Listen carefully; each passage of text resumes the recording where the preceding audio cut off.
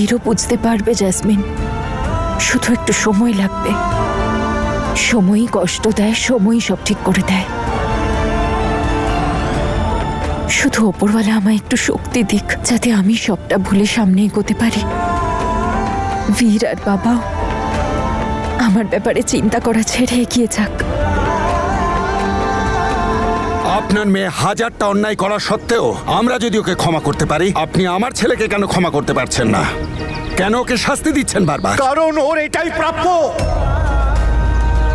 ও আমার দুটো মেয়েরই জীবন নষ্ট করেছে। যদি ও জ্যাসমিনকে ভালোই বাসতো, তাহলে কেন মিথ্যে বিয়ের খেলা খেলেছিল? ওর সাথে এয়ারপোর্টে গিয়ে কেন মিথ্যে নাটক করেছিল? এই সমস্ত ঘটনার ফলে আমার মনে হয়েছিল এই সমস্ত কিছু আমার মেয়ে জ্যাসমিনের নির্বুদ্ধিতা আর বোকামির জন্যে। কিন্তু না, এখন বুঝেছি এই নির্বুদ্ধিতা আর সমস্ত বোকামি ছিল আপনার ছেলের, যার প্রমাণও আজও দিয়ে যাচ্ছে। কখনো ও এসে গুরুদুয়ারায় আমার সামনে দাঁড়িয়ে পড়ছে হাত জোর করে যে ক্ষমা করুন আমায়, এই সব। আর এখন আমার বাড়ির সামনে একটা তাঁবু খাটিয়ে বসে গেছে ও। বলুন, এটা কোনো বুদ্ধিমানের কাজ? সব কাজ কি সবসময় মাথা দিয়ে ভেবে করা যায় দাদা? কিছু কাজ অন্তর থেকেও করতে হয়। আমার বীর আপনার তনুকে ভীষণ ভালোবাসে। এইসব যা কিছু করছে না, ওর জন্যই করছে। আর আপনি যে ওর ভুলের কথা বলছেন না, এই ভুলগুলোই কিন্তু ওকে বুঝিয়ে দিয়েছে যে ও তনুকে আসলে কতটা ভালোবাসে। তনুর কাছ থেকে আলাদা হওয়ার পরেই ও বুঝেছে যে ওর আসল জীবন সঙ্গিনী কে। আমার বীরটা অনেকবার ওর ভালোবাসার পরীক্ষা দিয়েছে দাদা, এখনো ভরসার যোগ্য। তনু ওকে ক্ষমা করে দিয়েছে, সেই জন্য তো ওকে একবার সুযোগ দিয়েছে, দেখেছে ওর ভেতরের পরিবর্তনটা। তাহলে আমরা কেন ওকে এই সুযোগটা দেব না দাদা? ভুলে যান না এসব। আর আপনি যে ওর ভুলের কথা বলছেন না, এই ভুলগুলোই কিন্তু ওকে বুঝিয়ে দিয়েছে যে ও তনুকে আসলে কতটা ভালোবাসে। তনুর কাছ থেকে আলাদা হওয়ার পরেই ও বুঝেছে যে ওর আসল জীবন সঙ্গিনী কে। আমার বীরটা অনেকবার ওর ভালোবাসার পরীক্ষা দিয়েছে দাদা, এখনো ভরসার যোগ্য।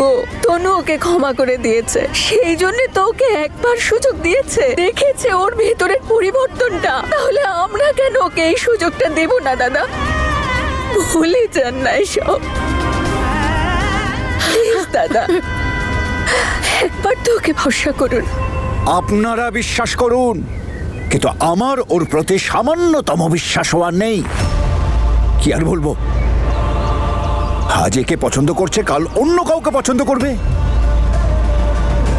বিয়ের পর হয়তো ওর অন্য কাউকে ভালো লেগে যাবে, তখন ও আবার বলবে আমার এটা আসল ভালোবাসা।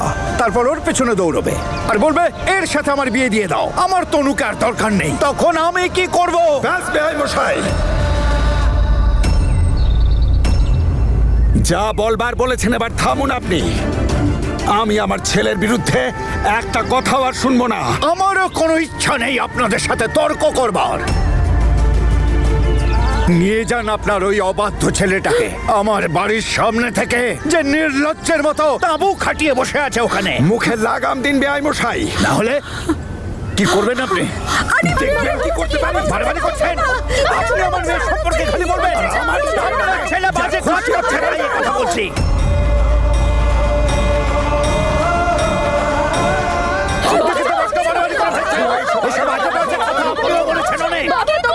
কি করছো এসব? এই জন্য এসেছিলে গুরুদ্বারায় মারপিট করার জন্য? কি করছো তুমি বাবা? আর আপনি একটা কথা এবার আপনি কান খুলে শুনুন। আজকের পর থেকে তনু আপনার বাড়িতে পাও রাখতে যাবে না।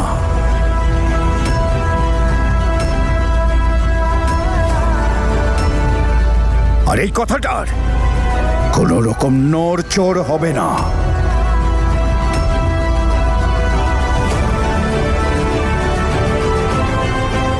চল তনু।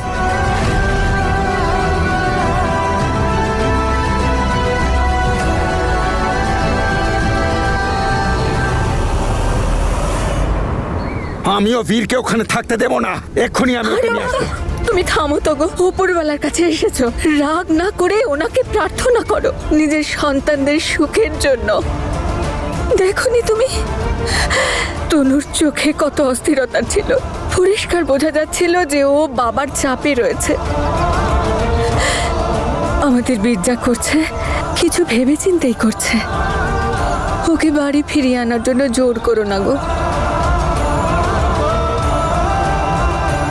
প্লিজ।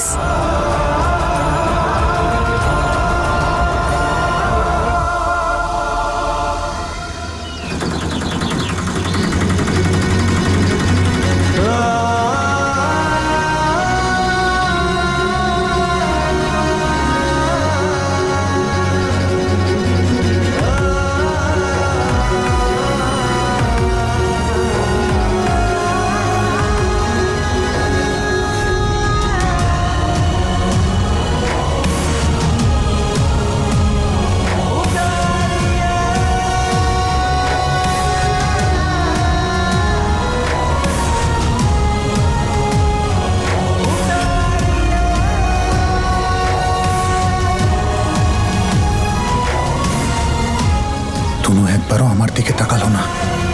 এটা কেন করছে কি করে জানবো? আরে তুমি ফোন কেন করেছো? বাবা যদি একবার দেখতে পায় না, তখন আমাকেও তোমার পাশে একটা তাবু খাটাতে হবে। আমার একটা কাজ করবি, আমি তোকে চকলেটের বড় বক্সটা দেবো। লোভ দেখি একটা ছোট্ট বাচ্চাকে দিয়ে ভুলভাল কাজ করাচ্ছ। আয় না, বাইরে আয়। আচ্ছা ঠিক আছে, সুযোগ বুঝে আমি আসছি।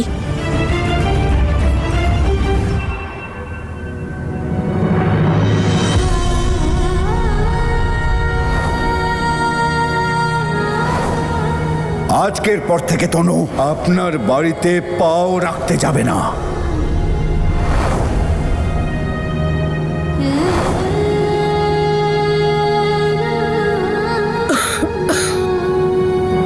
মা তনু, মা লঙ্কা গুঁড়ো করছিস কেন? কলেজের ছুটি পড়েছে মা, তাই ভাবলাম বাড়ির কিছু কাজ করি, সেই জন্য।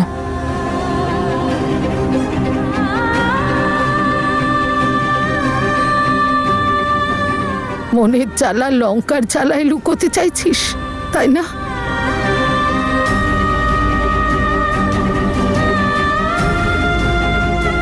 কত কষ্ট পাচ্ছে আমার মেয়েটা, উপরওয়ালা দয়া করো। কি কাজ আছে তাড়াতাড়ি বলো। আমি না ঠাম্মাকে মিথ্যা বলে এসেছি যে আমি বাইরে পড়তে যাচ্ছি। এটা বল যে তোর দিদি আমাকে ইগনোর করছে কেন? বাবা না দিদিকে দিয়ে প্রমিস করিয়েছে। আমার কাছে দিব্যি কর, তুই আজকের পর থেকে না ওর কাছে যাবি, না ওর সঙ্গে কোনো কথা বলবি। আর তোর দিদি সেটা মেনে নিল? তোমার মনে হয় যে দিদি কখনো বাবার কথা অমান্য করবে? শোন, আমার একটা কাজ করবি।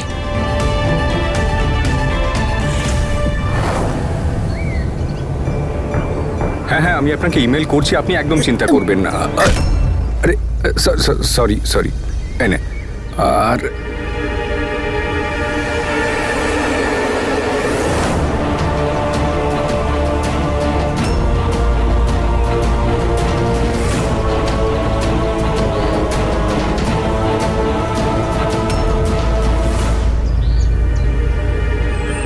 বীর,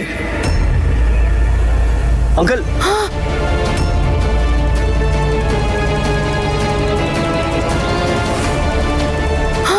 কি করছো কি তুমি?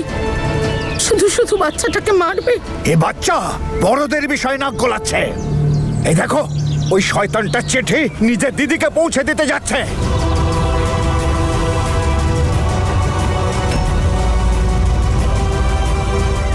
আজ এই শয়তানটা নির্লজ্জতার সীমা পার করে ফেলেছে। ওকে আমি এমন শিক্ষা দেবো যে আমার বাড়ির সামনে থাকার কথাও আর ভাববে না। বেরিয়ে এসো, বাইরে বেরিয়ে এসো, বাইরে বেরো। আঙ্কেল, তুমি ক্ষমা চাইছিলে না, আজকে ক্ষমা করবো তোমাকে আমি। তনু দিদি, তনু দিদি। কি? তাড়াতাড়ি যাও। শোনো, আমার কথাটা শোনো, শান্ত হও, এত রাগ ভালো না। চলো না, ভিতরে চলো। আমার দিব্যি রইল, না তুই ওর কাছে যাবি না ওর সঙ্গে কথা বলবি। না, আমার যাওয়াটা ঠিক হবে না। বীর সিং বাইরে হ্যাঁ, বেরিয়ে তনু এসো। ম্যাডাম। অঙ্গ তাড়াতাড়ি উপরে আসুন প্লিজ।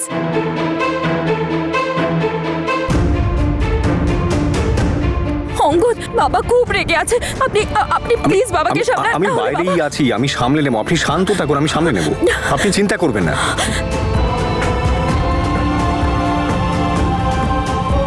বাইরে বেরিয়ে এসো।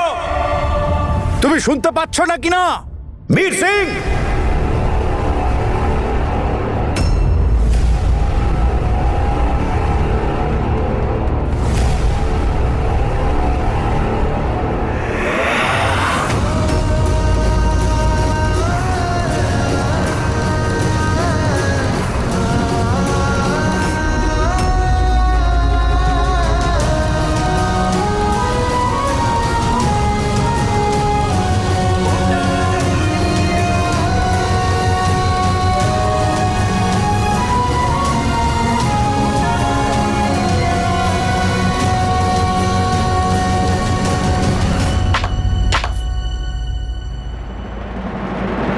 দেখো, আমাকে সেই কাজ করতে বাধ্য করো না যেটা আমি করতে চাই না। যদি তুমি সত্যি তনুকে ভালোবাসো আর ওর বা ওর পরিবারের বদনাম না চাও, তাহলে চলে যাও এখান থেকে, আর তনুর জীবন থেকেও।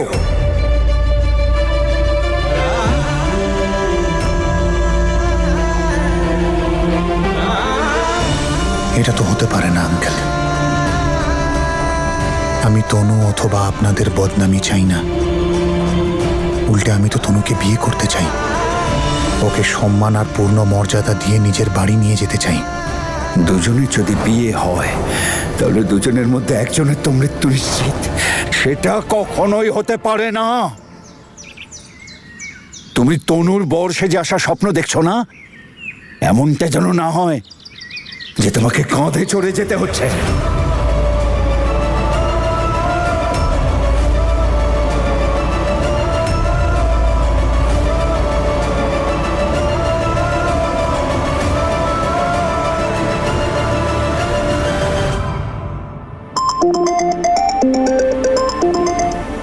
হ্যাঁ তনু, জাসমিন, আমার কথা শোন। তোরা সবাই তাড়াতাড়ি আয় আর বীরকে এখান থেকে নিয়ে যা। আর বাবাকে কিচ্ছু জানাবি না প্লিজ। আর বুঝোকে প্লিজ সাথে নিয়ে আসিস। শুধুমাত্র ওই হয়তো ওকে সামলাতে পারবে। এখানে খুব গন্ডগোল হচ্ছে জাসমিন, বাবা খুব রেগে গেছে। তোরা তোরা তাড়াতাড়ি আয়। তুই টেনশন করিস না তনু, আমরা এক্ষুনি আসছি, ঠিক আছে? উফ বাবা, ওই পুরোহিতের ভবিষ্যৎবাণী আবার সত্যি না হয়ে যায়। এটা আপনার চ্যালেঞ্জ আঙ্কেল। আমি তোমার সাথে তর্ক করতে চাই না। যাও, চলে যাও এখান থেকে, চলে যাও। তুলে ফেলো তোমার তাঁবু। না হলে দাঁড়াও, আমি পুলিশকে ফোন করছি। আঙ্কেল, আঙ্কেল, কি করছেন আপনি? প্লিজ আপনি শান্ত হন, ভেতরে চলুন।